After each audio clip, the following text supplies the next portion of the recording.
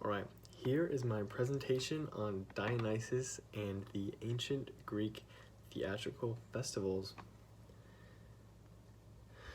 So Dionysus was a Greek god, and he was the god of he was the Greek god of theater, festivity, religious ecstasy, ritual madness, insanity, vegetation, orchards, winemaking, and grape harvesting. And the Roman equivalent of Dionysus is Bacchus. And Dionysus had followers who would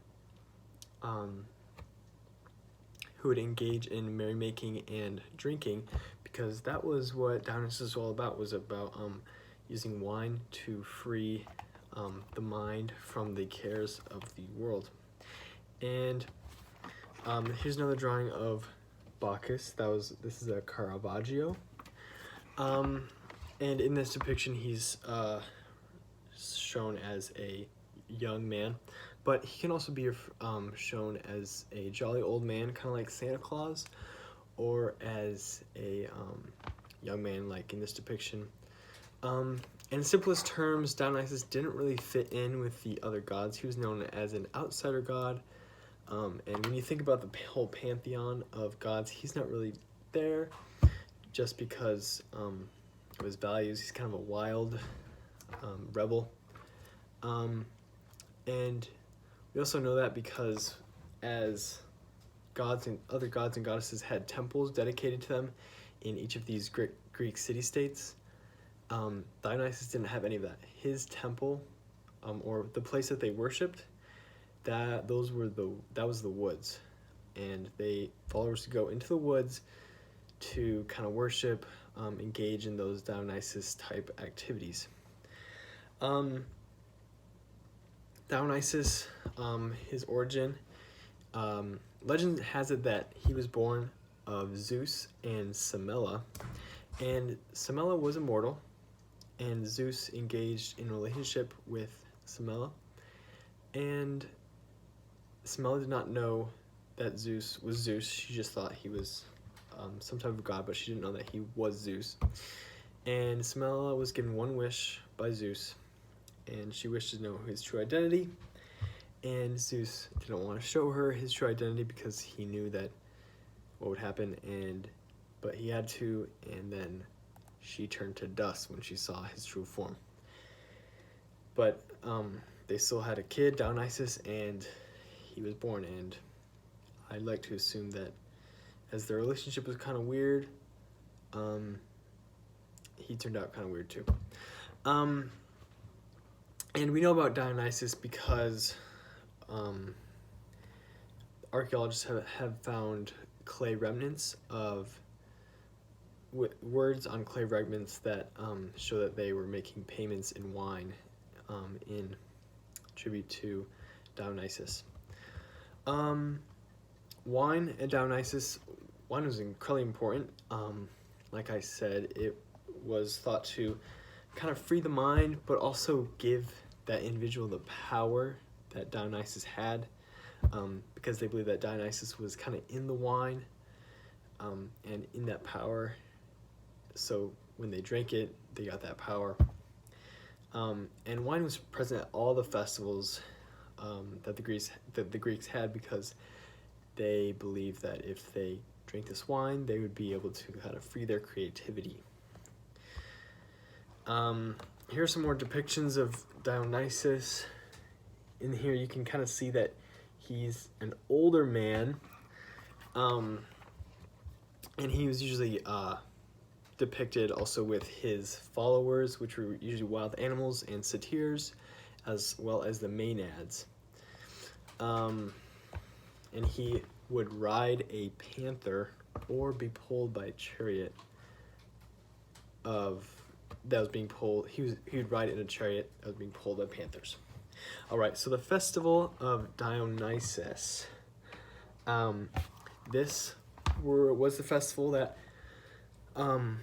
started when the leaves on the grapevines would start coming forth, and This was obviously a symbol of Dionysus because grapes make wine. And these festivals, they were completely centered on the theater and these performances. And this is really where theater and Greek drama arose, was from these festivals. And these festivals, they were really competitive. So writers such as Sophocles, Euripides, Aristophanes, and Aeschylus, they all were some prominent writers, playwrights. And the structure of the competition was that there would be 3 playwrights who wrote tragedies, and they were called tragedians, and they would each present 3 tragedies, and then they would be judged. And it was an honor to be selected as a judge because you're kind of a man of culture. It's kind of the same these days. Like, imagine being picked to judge Dancing with the Stars. It's kind of the same deal. And so there'd be tragedies, and then there would also be the comedies. So there'd be 5 comedians who would present their work, and they would each present 1 comedy to be judged. And playwrights, they actually did a whole lot more than they do today. So playwrights, they obviously wrote the play, but then they would also act in the play, and they would direct the play, and they would rehearse the actors and the chorus. And the structure of these plays was a little bit different. A single actor had a lot more to do. Their job was a lot bigger.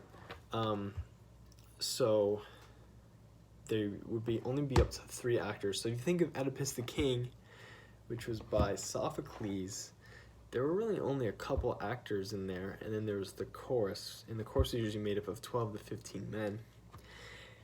And the actors really had to play their part well, and they did not memorize all of their lines, but they would kind of play it by ear. And they would wear masks just to play their part, and they'd all be men. There were no women because this is ancient Greece.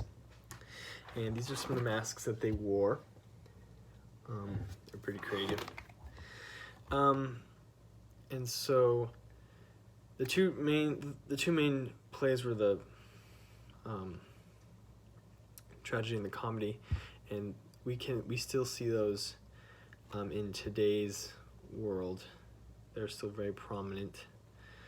And the Dionysus was really important in kind of setting the stage for these dramas and these theatrical performances that really influenced the rest of world literature. And that's my presentation. Here's the work cited. I'll send this presentation to you. Have a great day.